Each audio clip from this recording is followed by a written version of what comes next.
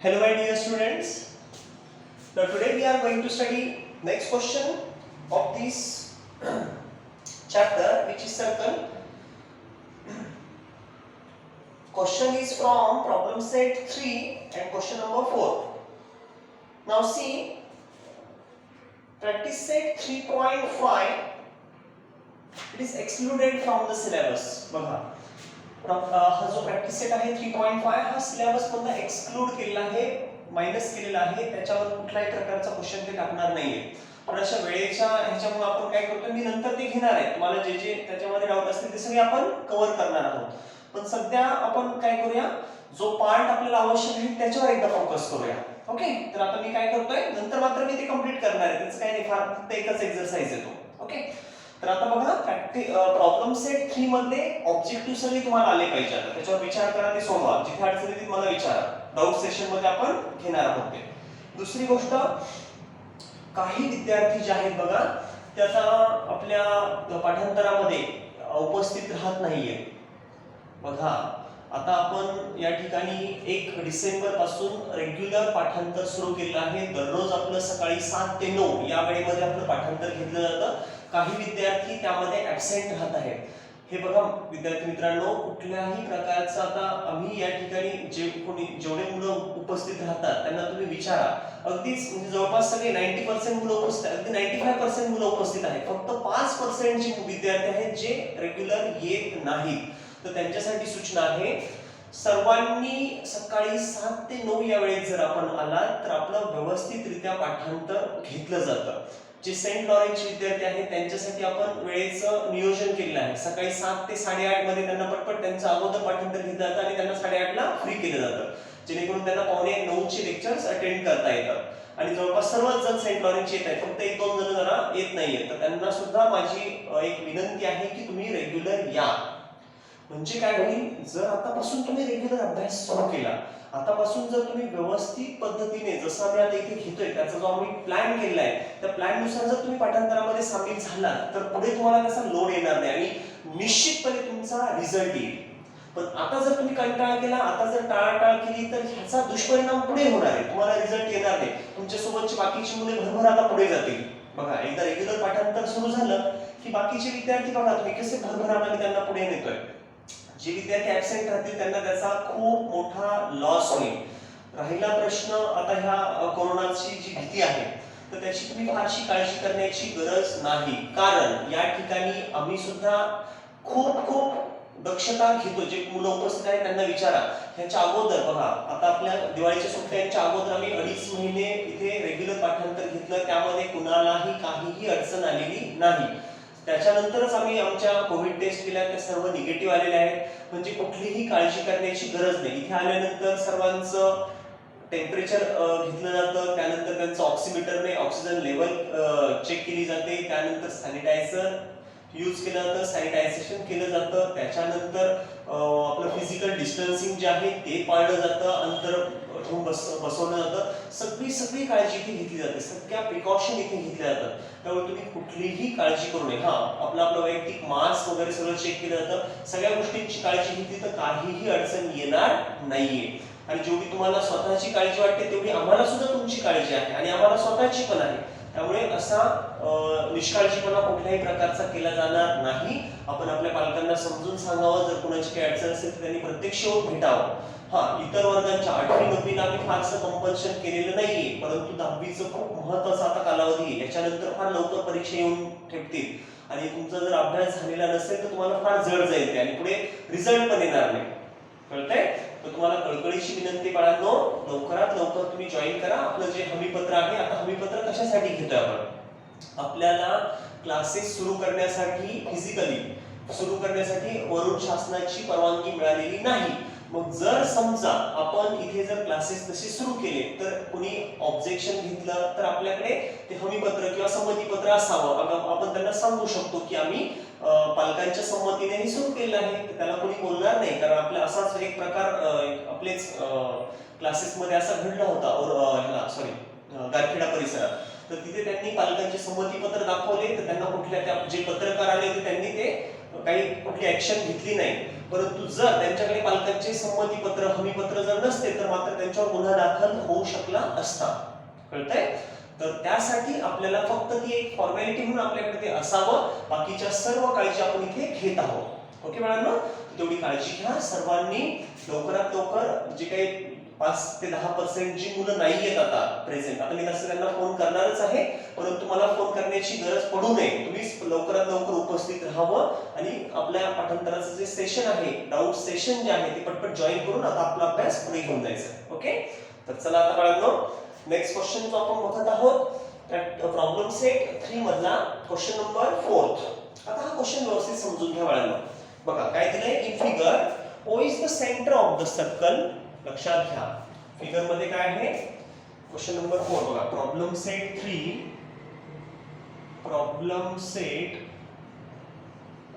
मधला question number 4 काय दिले बघा, इथे असा एक सर्कल दिलेला आहे. This is one of the circle in which see it is like this. Here centre is O हा सेंटर आहे. इकडनं इकडे असा आणि इकडे अशी, अशा 2 टँजंट्स ड्रॉ केलेले आहेत बघा. इकडे एक टँजंट, इकडे दुसरी टँजंट. इथे हा A आहे, this is B point, this point is C. म्हणजे पॉइंट्स बघा, A कडनं इथं सुरू झालंय AB, one of the tangent AC, another tangent and AO is like this. This is segment AO. आता बघा त्यांचं म्हणणं काय, in figure O is the center of the circle. Segment AB and segment AC are tangent. बघा AB आणि AC tangent आहेत. पुढे काय म्हटलंय, radius of the circle is R. या सर्कलची रेडियस इथे आपल्याला हे ड्रॉ करावं लागेल. ही रेडियस किती आहे हे असं ड्रॉ करून आपण सांगू तसं, draw segment OB and OC. Radius दिली R. Length of AB is equals to also R. ही सुद्धा R आहे बघा. ही रेडियस R आहे, ही सुद्धा R. म्हणजे ह्याची लेंथ R आणि ही पण R. जसं आपण सांगतो ना 5 सेंटीमीटर 6 सेंटीमीटर, तसं त्यांनी मुद्दाम काय म्हणलं, ही R सेंटीमीटर आणि ही पण R सेंटीमीटर, म्हणजे एवढा R एवढा R, म्हणजे दोन्ही इक्वल असं त्यांना सांगायचं. Okay, next, prove that quadrilateral ABOC is a square. बघा काय प्रूव्ह करायचंय, to prove quadrilateral ABOC, quadrilateral ABOC is a square. हा काय आहे, स्क्वेअर. ABOC हा स्क्वेअर दाखवायचा आपल्याला. ओके, आता बघा खूप सिंपल आहे, फक्त समजून घ्या आणि हे लिहिता आलं पाहिजे तुम्हाला व्यवस्थित. तर बघा मला आता इथे काय करता येईल ह्याच्यामध्ये, इथे पहिलं आपण सांगूया प्रूफ. आता प्रूफ मध्ये पहिलं आपण कन्स्ट्रक्शन करू. Draw OB and OC. Draw segment OB and segment OC. इथे एक लक्षात बघा, सेगमेंट OB आणि OC हे ड्रॉ करायचे आहेत आपल्याला.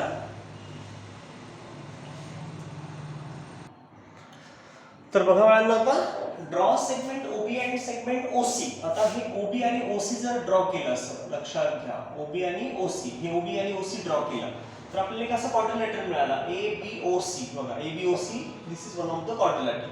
ह्याच्यामध्ये तुमच्या लक्षात येईल बघा, ह्या दोन इक्वल आहेत, रेडियस रेडियस. का बरं, रेडियस ही R given, this is also R, radius equal, आणि यांनी हे पण रेडियस दिली. आता बघा AB is equals to AC. ही AB आणि AC इक्वल का बरं, tangent segment theorem. The tangent segment drawn from this exterior point to the circle. बघा एक्सटेरियर पॉइंट मधनं असं सर्कलवर टँजंट सेगमेंट काढला असा, तर हे दोन्ही सेगमेंट काय येतात, इक्वल येतात, कॉन्ग्रुएंट येतात. जर हा R असेल तर हे सुद्धा R असतं. येते लक्षात, this is R, this is also R. बघा R is the tangent segment. मग रेडियस इक्वल, बघा ह्या दोन्ही रेडियस इक्वल, हे सुद्धा रेडियस. मग हे सगळे रेडियस हे सगळेच रेडियस झाले, म्हणजे तो काय होणार, रोम्बस. म्हणजे सगळ्या साइड इक्वल असेल तो रोम्बस असतो. आणि रोम्बस मध्ये मग नंतर पुढे सांगणार आपण, त्याचा एक अँगल जरी 90 डिग्री झाला तर तो काय बनतो, स्क्वेअर. ओके, आता बघा प्रूफ झालं. आता इथे घेऊया आपण segment AB is equals to segment AC किंवा OB is equals to OC असं लिहू आपण. सेगमेंट किंवा length of OB is equals to length of OC. OB आणि OC equal, and that is equals to R. त्याला reason काय, OB आणि OC equal का बरं, OB आणि OC इथं म्हणायचं radii of same circle. Radii of same circle, एका सर्कलचे काय रेडियस आहे. पुढे ओबी आणि ओसी झालं. आता AB is equals to AC, length of AB is equals to length of AC. लक्षात घ्या AB इक्वल्स टू AC, ह्या दोन्ही इक्वल का बरं, आणि that is equals to R, त्यांनी दिलेले आहे R. ह्याला काय म्हणायचं, टँजेंट सेगमेंट थिअरम. काय सांगतो tangent segment theorem, tangent segment theorem. Tangent segment theorem काय सांगतो बघा, या पॉइंट मधनं असे जर टँजेंट सेगमेंट काढले तर दोन्ही काय असतात, कॉन्ग्रुएंट. तेच तो थिअरम सांगतो बघा. आणि मग इथे बघितलं तुम्ही हे R आणि हे पण R म्हणजे सगळेच equal. Therefore OB is equals to OC is equals to AB is equals to AC is equals to R. सगळ्यांची length equal. Length of OB, length इथे ह्याला लेंथ ऑफ म्हटलं तरी चालेल किंवा डायरेक्ट असं लिहिलं OB OC AB AC हे सगळे इक्वल. OB OC AC हे सगळे इक्वल. जर हे ऑल इक्वल असतील, सगळेचे सगळे इक्वल्स टू R असेल, देअरफॉर ह्याला लेंथ म्हटलं तरी चालेल. Quadrilateral ABOC, quadri ABOC is बघा ABOC, quadrilateral ABOC, quadrilateral ABOC, ABOC is ABOC काय आहे, इज अ रोम्बस. हा काय बनलाय, रोम्बस बनलाय. लक्षात घ्या quadrilateral ABOC is a rhombus. जर हा ABOC, लक्षात घ्या ABOC जर हा रेक्टँगल सॉरी सगळ्या साइड जर इक्वल असतील तर हा क्वाड्रिलॅटरल काय आहे, रोम्बस आहे. ABOC is a rhombus. जर हा ABOC रोम्बस असेल, आता इथे सांगायचं अँगल OPA, लक्षात घ्या हा अँगल, आणि अँगल OCA, हा हे पहा, हा कुठला एक जरी असला तरी इथे दोन दोन अँगल 90 डिग्री, OBA पण आणि OCA पण. इथे सांगूया आपण angle OBA is equals to angle OCA is equals to 90 degree. बघा बरं, OBA OCA का बरं 90 डिग्री, कारण ही रेडियस ही टँजेंट, त्याला म्हणायचं टँजेंट थिअरम. कोणत्या थिअरमने, टँजेंट थिअरमने. किंवा तुम्ही असं म्हणू शकता रेडियस टँजेंट थिअरम, असं पण चालतं. तर सरळ बघा ही हिला परपेंडिक्युलर म्हणून आपण काय म्हणूया, टँजेंट थिअरम देतो 90 डिग्री. याला रिझन काय, टँजेंट थिअरम, टँजेंट थिअरम. आता बघा बरं का, हा टँजेंट थिअरम झाला. आता इथे काय म्हणणार आपण, a rhombus is a parallelogram. A rhombus is a square. Rhombus square कधी असतो, if any one of the angle is a right angle. इथे म्हणू आपण a rhombus is a square. A rhombus is a square. Rhombus काय असतो, square. कधी, if one of the angle is a right angle. One of the angle is a right angle.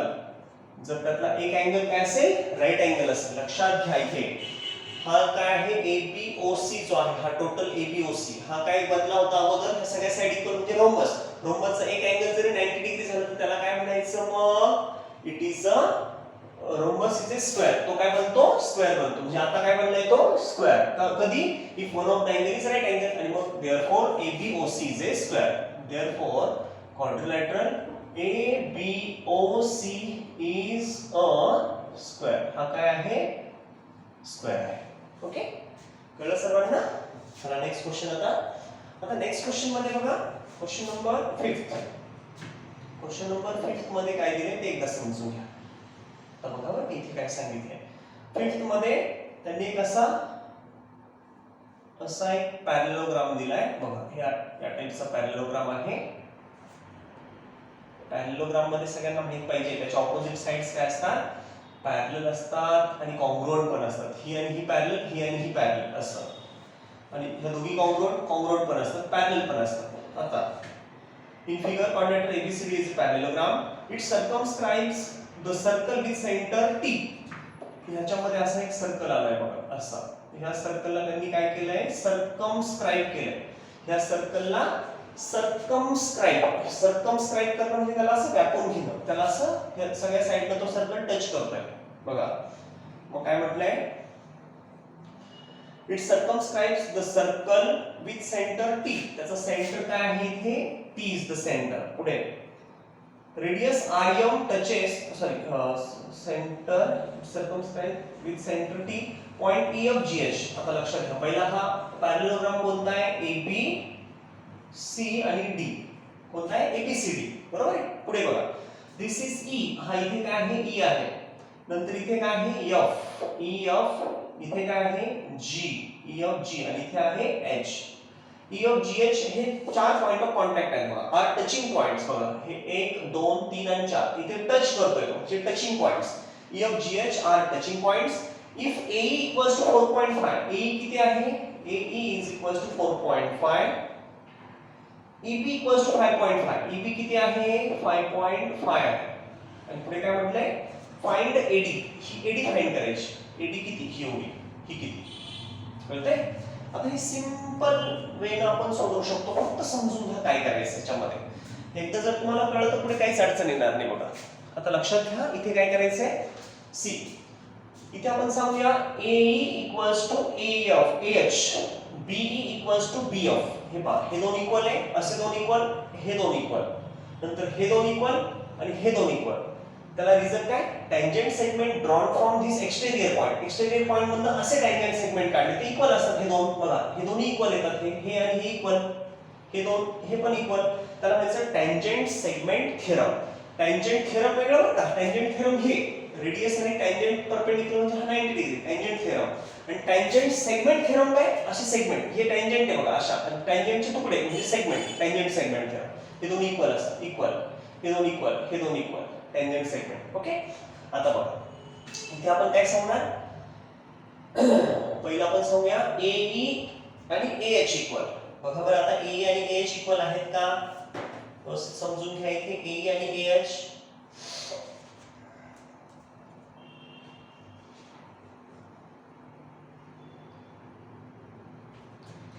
Question मध्ये काही गडबड आहे का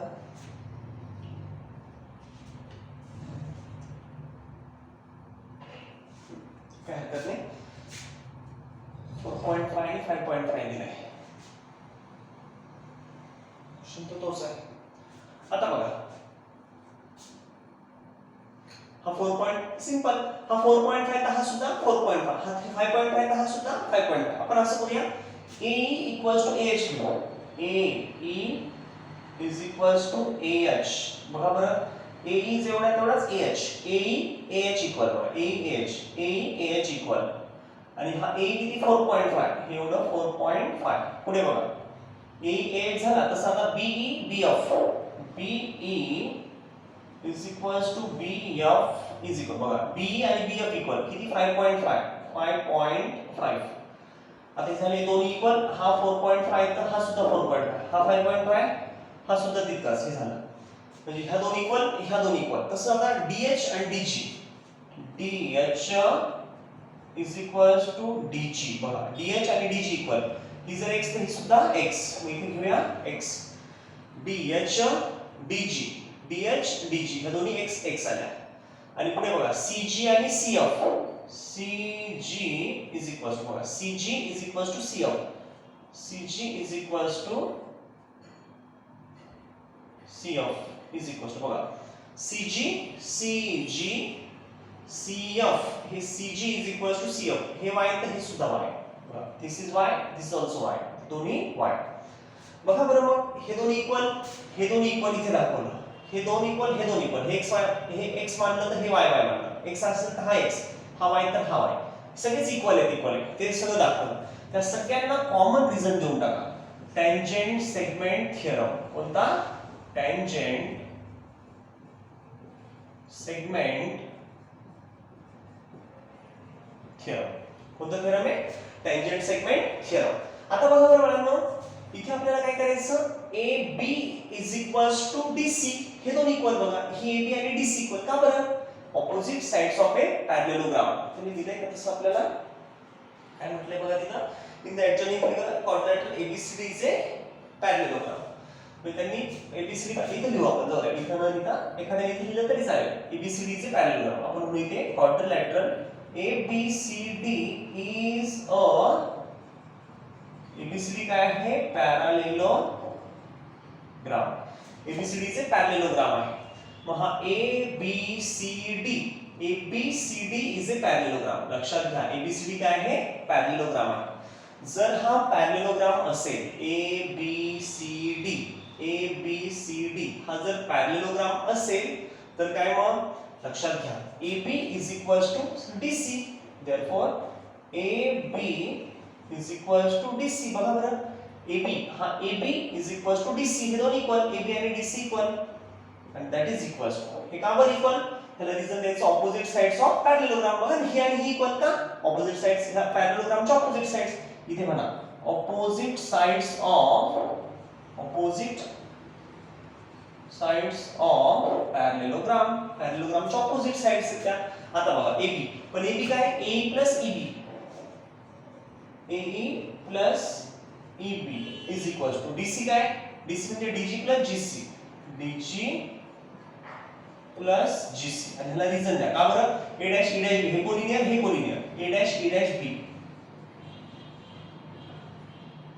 हे तीन कोलिनियर इथे DGC D dash G dash C हे झाले.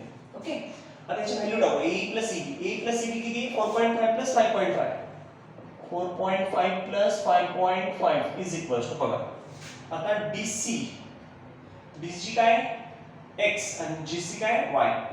x आणि y ह्याला आपण इथं लेट म्हटलं तरी चालेल लिहिलं डायरेक्ट तरी चालेल. DG किती आहे? x ही x आणि ही GC y x plus y इथे द्या x प्लस y. चला इथे असं लिहा x plus y therefore is equal 4.5 plus 5.5 10. त्याला नंबर 1 द्या. कळलं का सर्वांना?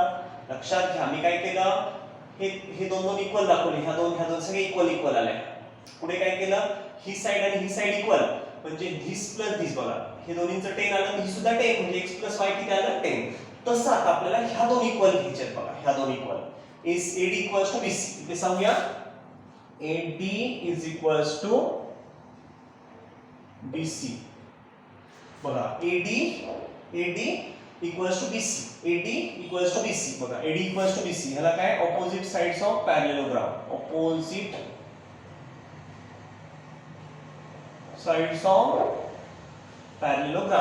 मग AD बघा AD इक्वल्स टू BC हे AD आणि हे BC आणि हे BC इक्वल आहे. बघा AD BC equal opposite sides of पॅरेललोग्रामच्या ऑपोजिट साइड. मग आता ही AD काय आहे? तर AH plus HD is equals to BC काय? BF प्लस FC ह्याला रिझन द्या काय? A dash H dash D हे तीन इक्वल आणि हे तीन equal BFC B dash F dash C हे दोन इक्वल. आता बघा AH प्लस HD काय? AH plus HD 4.5 plus x. इथे बघा हे 4.5 प्लस x इज इक्वल्स आता BF प्लस FC BF काय? 5.5 हे घ्या 5.5 प्लस FC काय? FC y हा y या y ने इकडे आला म्हणजेच x therefore x तसाच हा y इकडे आला minus y is equals to बघा हा y इकडे आला इथे 5.5 हा 4.5 तिकडे न्या मायनस 4.5 म्हणजे therefore x minus y 5.5 minus 4.5 किती राहतो इथे 1. त्याला नंबर द्या सेकंड. म्हणजे लक्षात घ्या आपल्याला काय मिळाले इथे x plus y equals to 10 x minus y equals to 1 हे दोन मिळाले. बघा या दोघांना सॉल्व केलं की y कॅन्सल होईल आपल्याला x मिळेल आणि हा x आपल्याला विचारले काय AD हा x मिळाला त्याच्यात ऍड करा संपलं. किती सिंपल आहे. म्हणजे काय केलं आपण हे दोन इक्वल दाखवले नंतर ह्या दोन पॅरलल म्हणजे इक्वल ही इक्वल हिच्याशी ही इक्वल तिच्याशी. ह्याच्यावरून आपल्याला x प्लस y चे मिळाले इक्वेशन पहिलं ह्याच्यावरून आपल्याला x मायनस y चे दुसरं आणि दोघांना सॉल्व केलं तर हा x मिळतो दॅट इज AD. ऍड करू कळतंय? आता बघा ऍड 1 and 2 ऍड जर केलं तर काही बघा x प्लस x बघा x plus y is equals to 10 हे पहिलं. दुसरं बघा x minus y equals to 1 हे सेकंड. त्याला जर ऍड म्हटलं आपण ऍड तर ऍड केल्यावर काय plus y minus y cancel x plus x 2x is equals to 10 plus 1 11 10 plus 1 11 म्हणजे 2x मग x इज इक्वल्स टू काय 11/2 म्हणजे 5.5 2 5 10 1 उरला 2 5 10 म्हणजे x किती आला 5.5 5. आपल्याला काय हवंय AD. मग AD इज इक्वल इथे सांगा तसं but AD is equal AD काय 4 AH plus HD. AH plus HD. चला AH किती मग आपलं AD आता बघितलं ना आपण AD AH plus HD 4.5 plus X. AH किती हा 4 AD बघा ही विचारली ना AH प्लस HD. AH किती 4.5 इथे लिहिलं. HD किती X पण X किती 5.5. पहिले X लिहा नंतर 5.5. 4.5 plus 5.5 and that is equals to 11. Sorry, 10. म्हणजेच AD किती आला 10. म्हणजे कसं सर्वांना बघा AD हा जो आहे तो 10 मिळाला. बघा बरं पटपट घेऊन घ्या fast. Write fast. AD equals to 10. Okay, thank you students.